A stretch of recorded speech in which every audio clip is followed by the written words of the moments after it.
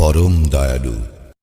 মালিক ইয়াউমিদ্দিন, কর্মফল দিবসের মালিক।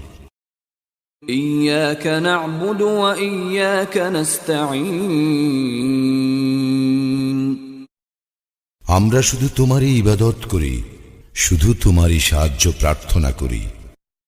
ইহদিনাস সিরাতাল মুস্তাকিম, আমাদেরকে সরল পথ প্রদর্শন করো।